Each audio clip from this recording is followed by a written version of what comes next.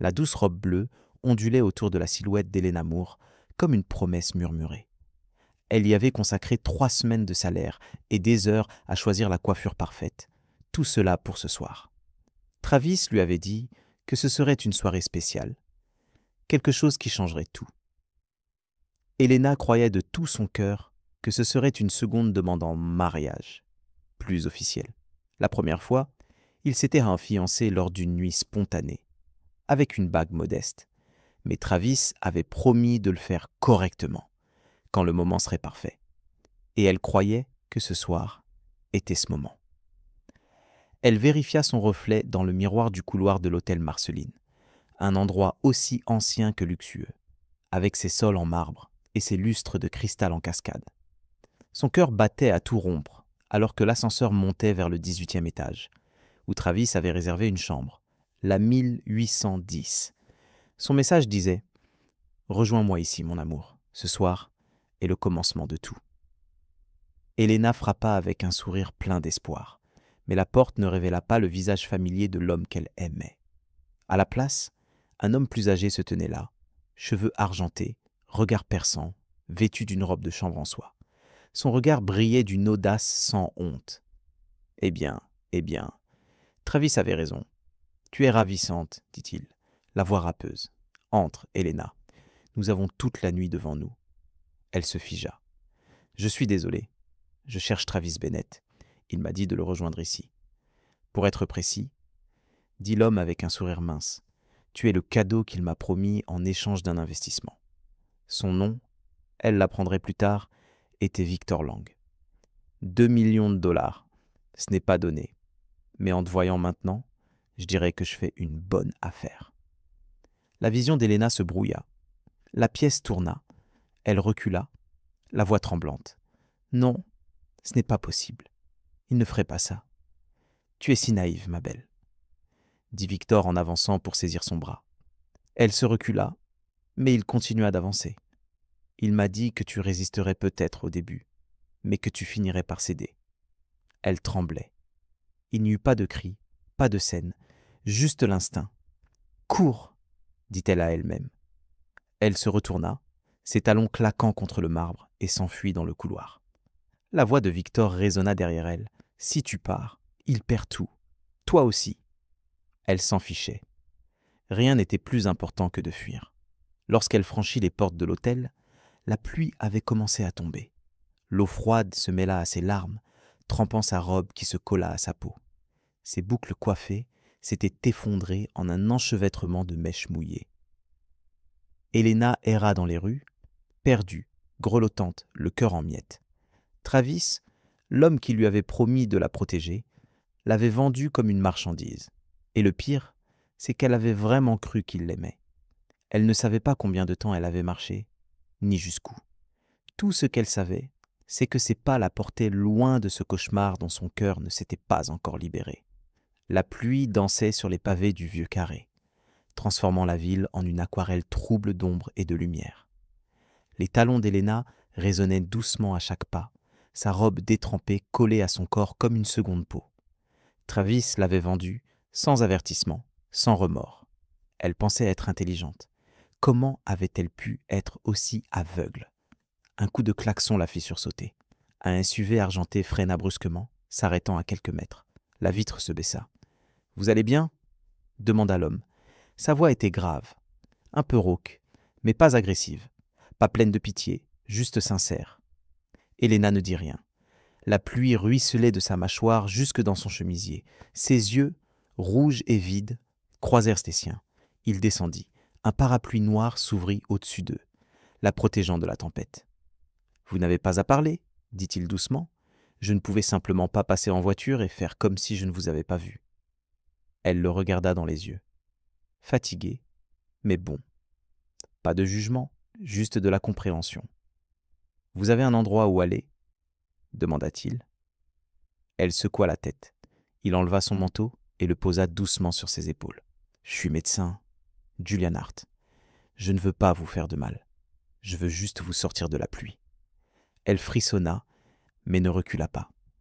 Le manteau était chaud, pas seulement en température, mais en réconfort. Depuis combien de temps ne s'était-elle pas sentie en sécurité? Ma voiture est juste là, dit Julian. Si vous voulez, je peux vous emmener dans un café à proximité. C'est lumineux, chaleureux, public. Vous pourrez partir quand vous voudrez. Elena cligna des yeux, puis hocha lentement la tête. Le SUV était chaud, impeccable, calme, comme l'homme qui le conduisait. Julian ne posa aucune question, aucun regard en coin, pas de bavardage, juste du silence, le genre de silence dont Elena avait besoin. Elle appuya sa tête contre la vitre fraîche, écoutant la pluie frapper doucement le verre. Le café, Sands Rest, se trouvait à un coin de rue tranquille. Ses lumières ambrées et l'odeur de cannelle à l'intérieur faillirent la faire pleurer. Ils s'assirent dans un coin.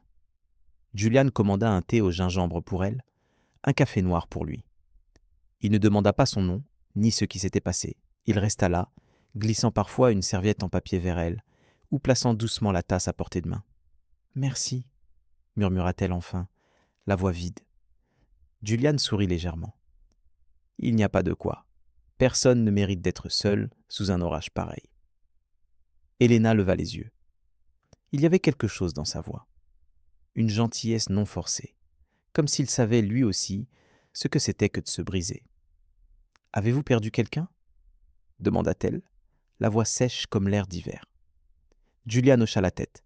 « Ma femme, il y a 3 ans. » Subitement. Il n'en dit pas plus. Elle ne posa pas d'autres questions. Certaines douleurs n'ont pas besoin d'être racontées. Tandis que le thé refroidissait et que la pluie se calmait, elle dit enfin « Je m'appelle Elena. » Julian croisa son regard. « Enchantée, Elena. » Pour la première fois de la nuit, elle sourit. Faiblement, brièvement, mais sincèrement. Peut-être qu'elle n'était pas complètement brisée. Peut-être que, lors de cette nuit de trahison et de pluie, elle avait trouvé un petit, discret morceau de paix. Elena ne rentra pas immédiatement chez elle cette nuit-là. Elle resta au café Saints Rest jusqu'à presque minuit, lorsque Julian la reconduisit enfin chez ses parents, à la périphérie sud de la ville. Elle parla peu durant le trajet, il ne la força pas. Ce qu'ils partagèrent, ce furent des regards discrets, un doux hochement de tête et un simple « bonne nuit ». Le lendemain matin, elle se réveilla dans sa chambre d'adolescente, les murs toujours ornés de ses anciens tableaux et poèmes. Tout était pareil, sauf elle. La blessure de la veille restait vive. Mais plus étrange encore, ce n'était pas seulement à Travis qu'elle pensait. Elle revoyait les yeux de Julian. Son manteau pendait encore sur la chaise, soigneusement placé par sa mère. Chaque fois qu'elle passait devant, elle le fixait comme un étrange symbole de survie. Pas d'amour, pas encore d'espoir, mais une preuve. Quelqu'un avait été là quand elle en avait eu le plus besoin et ne l'avait pas laissé s'effondrer. Pendant une semaine entière, Elena ne quitta pas la maison. Elle évita les réseaux sociaux, ne répondit à aucun message. Travis appela des dizaines de fois. Elle éteignit son téléphone. Aucune excuse ne pouvait réparer la peur et l'humiliation qui la rongeait jour après jour. Un matin, sa mère lui tendit le courrier. Parmi les lettres se trouvait un petit paquet enveloppé dans du papier Kraft brun. Pas d'adresse d'expéditeur. À l'intérieur, un livre usé. Une édition de 1978 de Jane Eyre. Celui qu'elle avait un jour appelé son premier amour littéraire, au détour d'une conversation en classe. Il n'y avait aucun mot, juste une empreinte digitale légère sur la couverture. Elena fixa le livre, le cœur battant. Était-ce lui? Était-ce Julian? Dans les jours qui suivirent, d'autres petits cadeaux arrivèrent. Un bouquet de lavande séchée, un marque-page en cuir gravé d'une étoile, une carte postale avec une citation d'Emily Dickinson. Aucun nom, mais elle savait. L'instinct le lui soufflait. Une seule personne pouvait avoir choisi des choses aussi simples et parfaites avec autant de soin. Pas Travis. Jamais Travis. Alina recommença à écrire. Pas pour quelqu'un d'autre, juste pour elle-même. Des entrées de journal, des lettres à son moi futur, des nouvelles sur une femme trahie, mais pas brisée. Elle ne donna pas de nom à son personnage, mais dans chaque ligne, la présence silencieuse et constante de Julian persistait. Il était la silhouette dans les marges. Chaque matin, elle s'asseyait sur le porche, enveloppée dans son manteau, lisant. Parfois, Elle se demandait s'il pensait encore à elle. Mais au fond, elle savait qu'il n'avait pas besoin d'être là en permanence pour le prouver. Julian Hart était le genre d'homme qui n'entrait pas dans la vie de quelqu'un sans l'intention d'y rester. Et Alina commença à comprendre que certaines personnes ne viennent pas pour t'aimer tout de suite. Elles viennent pour t'aider à te relever, pour te rappeler que la bonté existe encore, pour te rappeler que même brisé, tu es toujours digne d'être aimé. La pluie avait cessé depuis 2 semaines, mais Elena s'enveloppait toujours dans ce manteau lourd chaque fois qu'elle s'installait sur le porche pour lire. Pas à cause du froid, mais parce qu'il représentait un bouclier invisible entre elle et un monde qu'elle ne savait plus comment affronter. Un samedi après-midi tranquille, alors que la lumière filtrait à travers les chênes, Alina fit sa première sortie depuis des semaines. Pas dans un endroit bondé, juste une visite à sa vieille librairie préférée, Madeline's Corner, nichée dans une rue paisible du quartier français. Un lieu où le temps semblait ralentir, imprégné de l'odeur du vieux papier et de musique classique douce. Elle entra. La clochette au-dessus de la porte tinta doucement. L'air à l'intérieur n'avait pas changé, chaleureux, boisé, familier. Alina passa les doigts sur les tranches des livres, renouant avec un rituel depuis longtemps oublié. Et puis, elle le vit.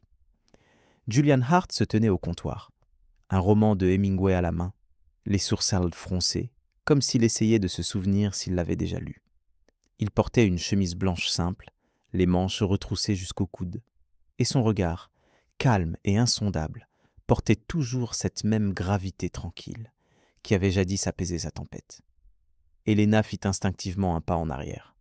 Une part d'elle n'était pas prête. Mais à ce moment-là, Julian leva les yeux. Il la reconnut immédiatement. Mais au lieu de se précipiter vers elle ou d'exprimer de la surprise, il lui sourit simplement, doucement, avec calme. « Bonjour Elena » dit-il comme s'il s'était parlé la veille. « Salut Julian » répondit-elle d'un hochement de tête, la voix tremblante. « Ça fait un moment, dit-il. Je laisse toujours Jane Eyre sur l'étagère des classiques.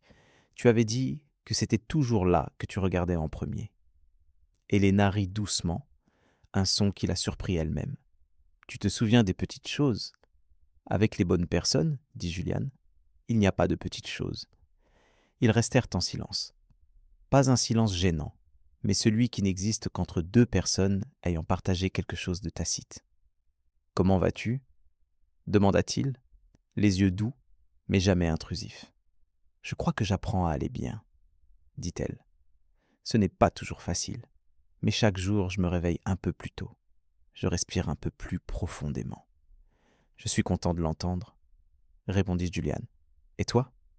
demanda-t-elle. « Toujours à l'hôpital ?»« Toujours là, » dit-il avec un sourire. « Les cœurs battent encore. Alors j'ai encore du travail. » Cela la fit rire, vraiment rire, pour la première fois depuis des semaines. « Un café ?» proposa-t-il, en désignant le café au coin de la rue. Elle hésita un instant, puis acquiesça. Ils s'assirent à une petite table à l'extérieur, la lumière du soleil projetant de longues ombres sur le trottoir. Le murmure tranquille de la ville les enveloppait doucement. Leur conversation coula lentement, sans précipitation, sans effort. Julian parle de ses récentes opérations, des patients qu'il avait marqués. Elena parle des pages qu'elle écrivait, pas pour quelqu'un, juste pour survivre à chaque jour. Quand leur café fut presque terminé, Julian inclina la tête et demanda doucement « Je peux te raccompagner ?»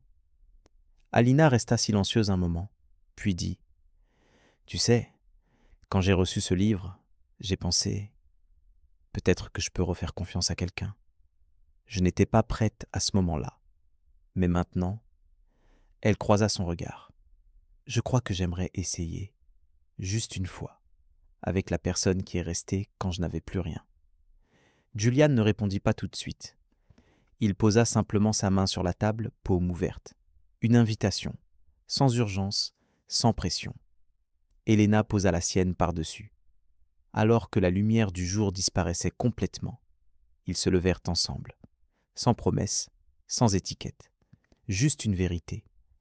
La porte s'était de nouveau ouverte, et cette fois, Elena y était entrée par elle-même. Il n'y eut pas de grandes étapes dans leur relation, Pas de main tenue officiellement pour la première fois. Pas de publication romantique en ligne. Tout entre Elena et Julian semblait naturel, fluide, comme une respiration. Ils se retrouvaient plusieurs fois par semaine, parfois juste pour partager le silence. Julian lui apportait de vieux livres ou des roulés à la cannelle de la boulangerie du coin. Alina avait commencé à emmener les nouvelles qu'elle écrivait, les lisant à voix haute les fins d'après-midi sous les arbres. Il y avait quelque chose de réparateur dans la présence de Julian. Il ne demandait rien, ne précipitait rien. Et pour la première fois depuis des années, Elena se sentait vue. Pas pour ce qu'elle donnait, ni pour la façon dont elle masquait ses blessures, mais pour qui elle était vraiment. Cet après-midi-là, ils étaient assis sur un banc en bois à Oak Ridge Park, là où les érables commençaient à rougir. Les feuilles tombaient lentement autour d'eux, comme dans une vieille scène de film.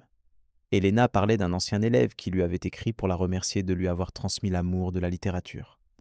Quand Julian se tourna soudainement vers elle. « Elena, dit-il, d'une voix douce comme le vent, je crois que je suis tombé amoureux de toi. » Elle se figea. L'histoire s'effaça de son esprit comme une page arrachée d'un livre. Elle le regarda, les yeux grands ouverts, emplis de surprise et de peur. « Julian, dit-elle doucement, tu n'aurais pas dû dire ça. »« Pourquoi pas ? Parce que... Ses mains se crispèrent sur ses genoux. « Parce que je ne sais pas si je peux croire ça. Pas toi, moi. Je ne crois pas que quelqu'un puisse aimer quelqu'un comme moi. » Julian ne répondit pas tout de suite. Il la regarda simplement, sans alarme, sans blessure, juste avec douceur, tristesse. « Je ne t'aime pas parce que tu es parfaite, dit-il. Je t'aime parce que tu es vraie. Et que tu le crois ou non, cet amour est toujours là. » Elena se leva, non par colère, mais parce que la peur était montée trop vite en elle. Son cœur battait à tout rompre. Les souvenirs revinrent, comme une vague. Travis, la chambre d'hôtel, ce rire moqueur, la honte d'avoir été trahie. « Je suis désolée, » murmura-t-elle en reculant. « Je ne peux pas. Pas maintenant. » Julian se leva, mais ne la suivit pas. « Je comprends, » dit-il. « Je ne te mettrai pas la pression, mais je serai là, quand tu seras prête. » Elle se détourna et partit, les larmes coulant sur son visage. Chaque pas était une guerre entre l'espoir et la peur, entre le désir de croire et la terreur de se briser à nouveau. Cette nuit-là, Elina s'enroula dans son lit, écoutant un enregistrement d'un poème qu'elle avait autrefois lu à Julian. Peut-être que je ne suis pas difficile à aimer. Peut-être que j'aimais juste ceux qui ne savaient pas comment. Et son cœur lui faisait mal, non pas parce que Julian l'aimait, mais parce qu'elle ne savait pas comment croire qu'elle méritait cet amour. Dans les jours qui suivirent, Elena essaya de vivre comme si rien ne s'était passé. Elle se levait tôt, buvait du thé, griffonnait quelques lignes dans son carnet, marchait dans le quartier. Chaque pas lui rappelait qu'elle était toujours là, toujours vivante. Mais dans le rythme de ses journées, il y avait une douleur silencieuse qu'elle ne pouvait nommer. Un vide en forme de Julian.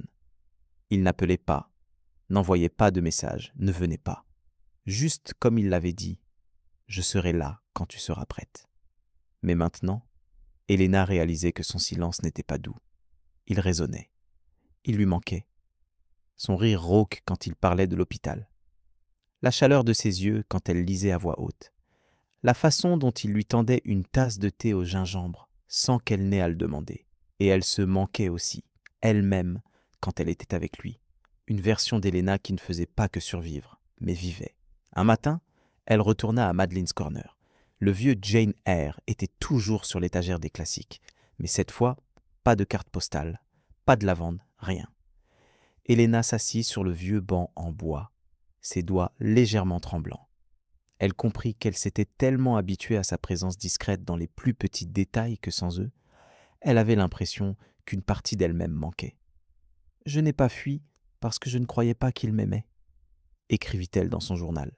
« J'ai fui parce que je ne savais pas quoi faire si c'était vraiment le cas. » Ce soir-là, sa meilleure amie, Marisol, passa la voir. « Elena, » dit Marisol en posant une tasse de café sur la table, « tu ne peux pas continuer à te cacher comme ça.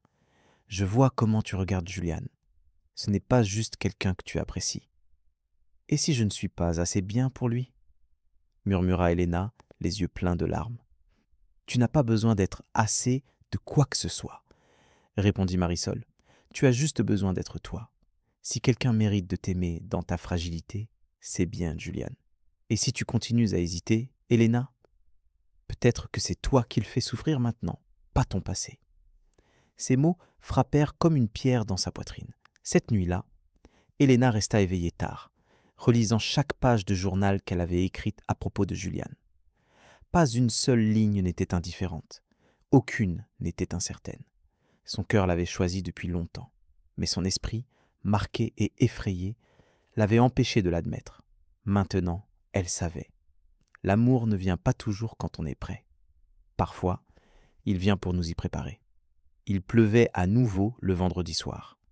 Pas une tempête violente comme celle de leur rencontre, mais une pluie lente et persistante, comme si le ciel lui aussi s'ennuyait de quelqu'un. Helena était assise près de la fenêtre, regardant chaque goutte tracer des lignes sur la vitre. Elle n'avait jamais aimé la pluie, mais ce soir, c'était différent, plus doux, comme un murmure, un appel.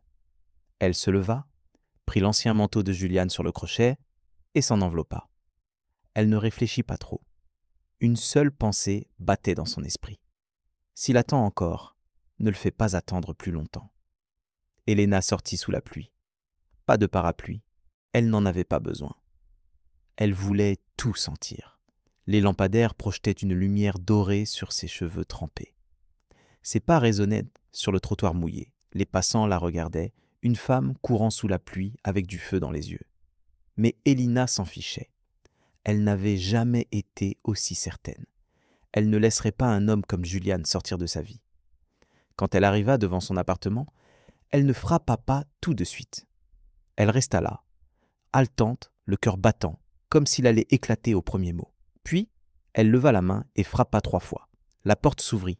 Julian était là. Pas choqué, il ne dit rien. Il la regarda juste, trempée, frissonnante, mais avec une assurance dans le regard qu'il n'avait jamais vue auparavant. « Helena » murmura-t-il. Mais elle l'interrompit. « Ne dis rien » souffla-t-elle en avançant sous la lumière du couloir. « Laisse-moi parler cette fois. » Julian hocha la tête et s'écarta. Elle entra, toujours tremblante, toujours essoufflée, mais avec un feu en elle, plus fort que sa peur. « J'ai eu tort de fuir, » commença-t-elle. « Tort de laisser le passé parler plus fort que mon cœur.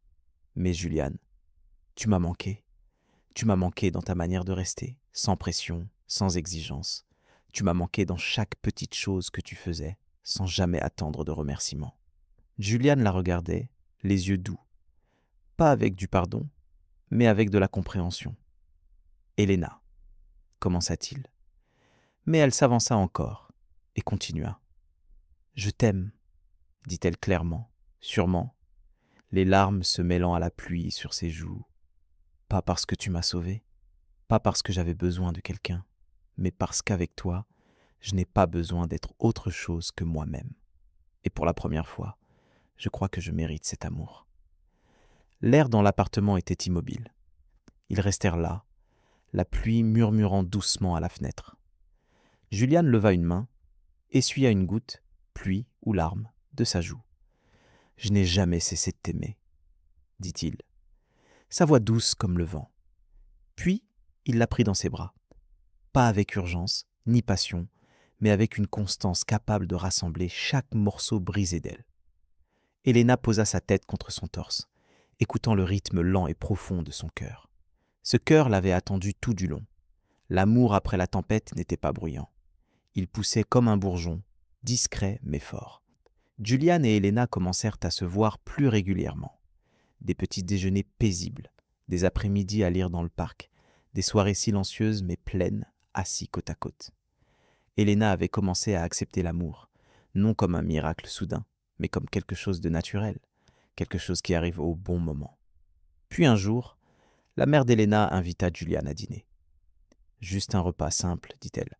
Après tout, je devrais rencontrer l'homme qui fait autant sourire ma fille. » Helena était anxieuse toute la semaine, non pas à cause de sa mère, mais à cause de son père.